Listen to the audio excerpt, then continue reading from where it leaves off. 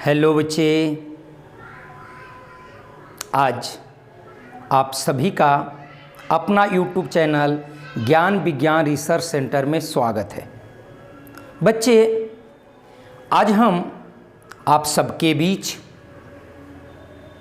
12वीं क्लास से भौतिक विज्ञान से प्रकाशिकी भाग से बहुत महत्वपूर्ण प्रश्न लेकर आया हूँ। मैंने पिछले वीडियो में इसी सूत्र का सत्यापन हमने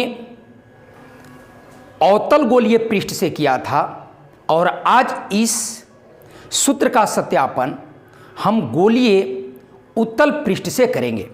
तो आज का सवाल होगा बच्चे, देखें, यह है गोलीय उत्तल पृष्ठ से अपवर्तन के लिए μ2/v माइनस μ1/u बराबर μ2 माइनस μ1/r सूत्र का सत्यापन। बच्चे, यह सूत्र काफ़ी महत्वपूर्ण है। हम लोग बिल्कुल सरल तरीका से इस सूत्र सत्यापन करने के लिए सीखेंगे। तो हम सबसे पहले एक गोलीय उत्तल पृष्ठ लेते हैं। देखिए बच्चे, जो ए बी है यह μ1 अपवर्तनांक वाला μ2 अपवर्तनांक वाला ए बी एक गोलीय उत्तल पृष्ठ है जिसका वक्रता केंद्र C है और इस गोलीय पृष्ठ को μ1 अपवर्तनांक वाले माध्यम में रखा गया है। फिर से देखें, यह μ2 अपवर्तनांक वाले ए बी गोलीय उत्तल पृष्ठ को μ1 अपवर्तनांक वाले माध्यम में हमने रखा है जिसका वक्रता केंद्र C है। इसी बात को मैंने यहाँ पर लिखा है कि माना कि μ2 अपवर्तनांक वाले गोलीय उत्तल पृष्ठ ए बी, कौन गोलीय उत्तल पृष्ठ है? ए बी को μ1 अपवर्तनांक वाले माध्यम में रखा गया है। हमने उसे रख दिया है जिसका वक्रता केंद्र बच्चे C है और यहाँ पर जो μ2 है वो बड़ा है μ1 से, मतलब कि μ2 जो है वो सघन माध्यम है और μ1 जो है वह विरल माध्यम है। ठीक है बच्चे। अब यहाँ पर मैंने देखा कि प्रधान अक्ष के O पर, ये जो प्रधान अक्ष देख रहे हैं बच्चे, इस पर O पर कोई प्रकाशीय वस्तु रखा है जिससे चलने वाली प्रकाश किरण अपवर्तन के बाद जब ये प्रकाश किरण O से चलता है बच्चे, देखिए, तो ये अगर यहाँ पर ए बी कोई सतह नहीं होता, कोई पृष्ठ नहीं होता, तब तो ये डॉट डॉट के रूप में ऐसे सीधे निकल जाता क्योंकि प्रकाश किरण सीधी रेखा में जाती है। पर जब यहाँ आता है तो ये भी इसको डिस्टर्ब करता है।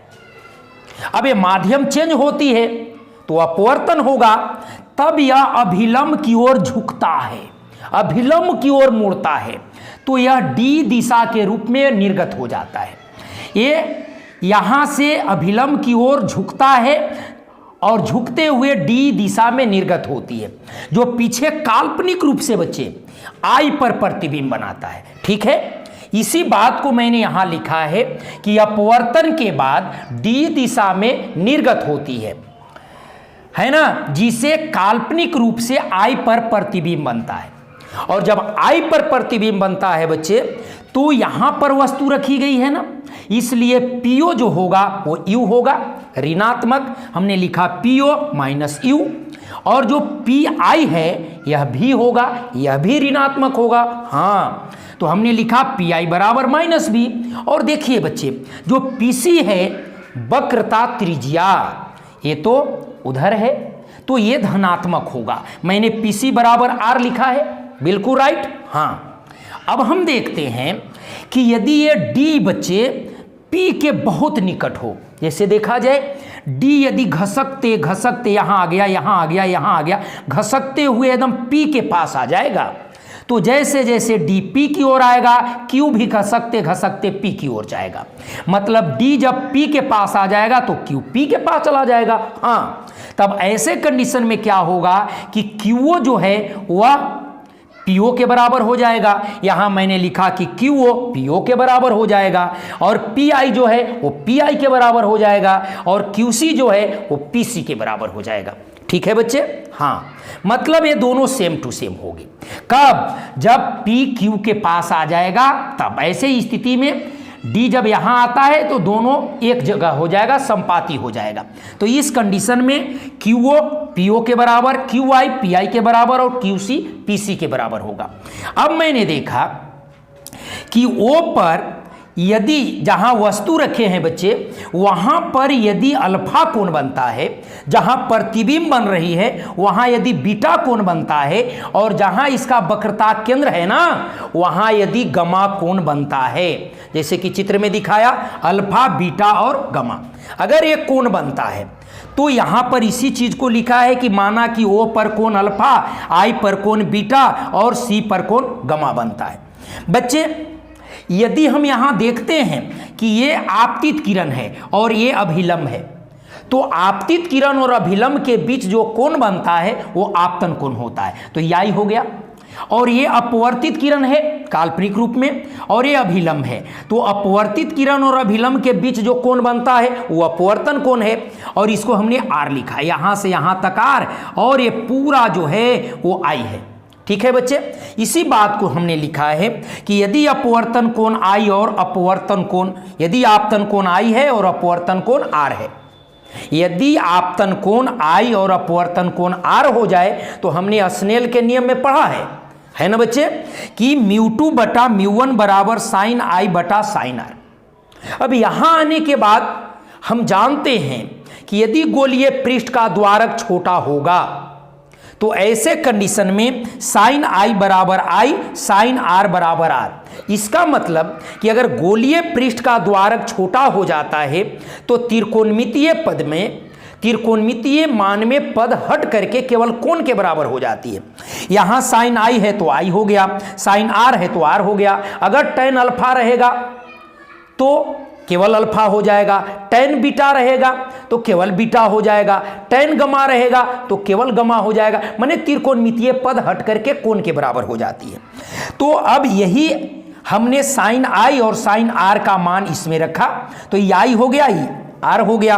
अब ये तिरछे हमने गुना किया तो μ2 गुने आर हो गया और μ1 गुने आई हो गया। ये पहला इक्वेशन हो गया बच्चे, गुना करने से जो आया उसको हमने पहला इक्वेशन मान लिया।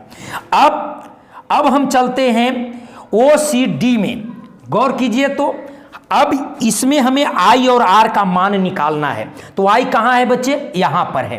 तो आई हम देख रहे हैं कि यह ट्रिंगल का बहिष्कोण है। हम यही बात को लिखा है कि चूंकि त्रिभुज OCD का बहिष्कोण आई है, और जब बहिष्कोण होता है तो दो सुदूर अंतःकोणों के योग के बराबर होता है।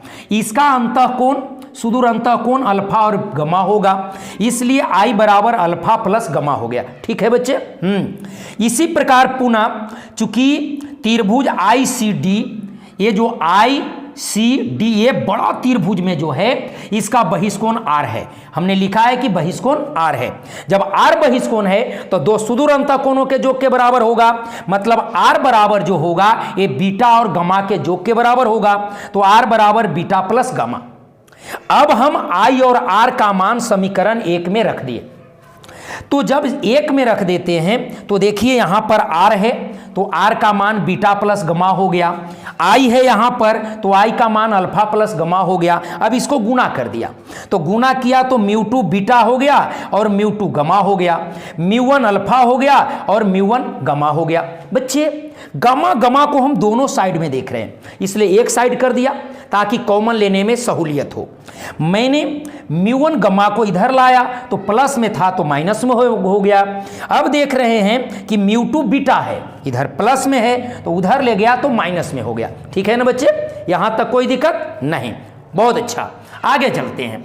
देखते हैं यहां पर हम कि दोनों में जब गमा मिल रहा है बच्चे तो गमा को हमने कॉमन ले लिया, तो जब गमा को कॉमन लेंगे तो इसमें बचेगा μ2 और इसमें बचा μ1, तो यहां हो गया गमा कॉमन लेने पर μ2 माइनस μ1, और ये जो आप देख रहे हैं μ1 अल्फा माइनस μ2 बीटा उसको जस के तस छोड़ दिया, और ये समीकरण हो गया दूसरा।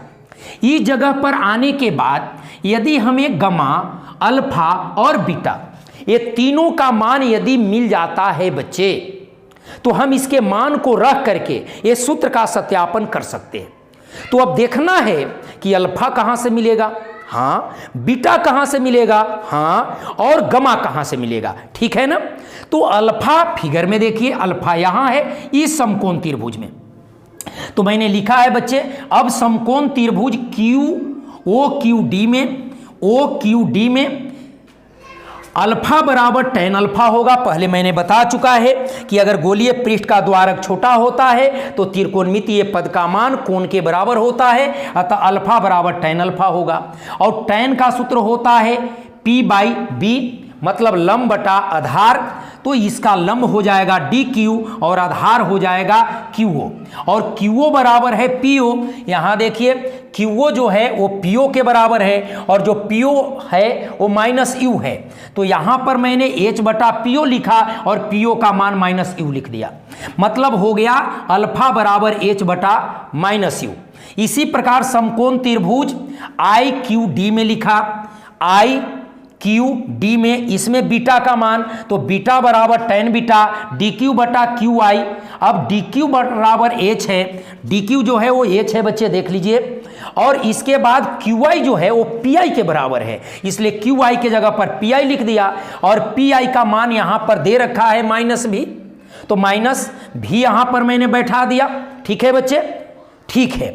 अब पुनः समकोण त्रिभुज में गमा का मान निकालना है, तो CQD में देखेंगे, ये जो गमा यहां पर है CQD में, तो ये भी हो जाएगा गमा बराबर tan गमा, और tan का सूत्र होगा P/B, मतलब P DQ, और B जो हो गया QC हो गया, और QC PC के बराबर है, इसलिए PC लिख दिया। अब H/PC का जो मान है बच्चे, PC R है, तो मैंने H/R लिखा, तो H/R हो गया। अब हमें तीनों का मान निकल चुका है, अल्फा, बीटा और गमा, और इसी को निकालना था। अब तीनों के मान को हम दूसरा समीकरण में रख देंगे। हमने लिखा अब अल्फा, बीटा और गमा का मान दू में देने पर, जब दू देंगे तो यहां पर गमा है, H/R हो गया, और यहां देख लीजिए, यहां जो है ये अल्फा है, तो अल्फा के जगह पर H/-U हो गया, और बीटा के जगह पर H/-V हो गया, ठीक है बच्चे। अब हम देख रहे हैं कि यहां पर जब गुना करेंगे तो माइनस आगे आ जाएगा, और ये माइनस माइनस प्लस हो जाएगा। बच्चे यहां देख रहे हैं H सब में H है, अगर हम H से भाग दें तो सब कट जाएगा, इसलिए लिखा H से दोनों ओर भाग देने पर। H से क्या कर रहे हैं बच्चे, दोनों ओर भाग दे रहे हैं, हाँ, जब दोनों ओर भाग देंगे तो H कट करके हो जाएगा μ2 - μ1, और नीचे है R, ठीक है ना बच्चे, हाँ। फिर देख रहे हैं कि इसमें से H घटेगा, कट जाएगा, तो μ1/U हो जाएगा माइनस में, और इसमें से अगर H कट जाता है तो μ2/V हो जाएगा।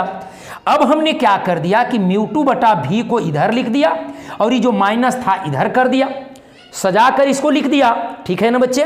अब देख रहे हैं कि ये टर्म को हमने इधर लिख दिया और ये टर्म को उधर कर दिया, मतलब μ2/V माइनस μ1/U, ठीक है बच्चे, और उधर चला गया तो μ2 - μ1/R हो गया, और यही सूत्र को हमें सत्यापित करना था। आज हम बिल्कुल सरल तरीका से बच्चे गोलीय उत्तल पृष्ठ से अपवर्तन के लिए सूत्र का सत्यापन किया है। यह सूत्र यदि आपको समझ में आया हो, अच्छा लगा हो, तो आप इस चैनल को लाइक, सब्सक्राइब, शेयर, कमेंट जरूर करें, ताकि मैं नए नए वीडियो के साथ आपके साथ मिलता रहूं। धन्यवाद।